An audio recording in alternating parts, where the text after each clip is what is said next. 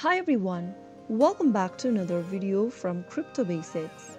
In today's episode, we will be learning how to change country from your VeraWallet account. To change your country within the VeraWallet, first of all, open your VeraWallet app or extension, or you can also go ahead and visit verawallet.io on a web browser. Once you're inside the homepage logged into your wallet, go ahead and click on the My Accounts tab, which should appear at the top right.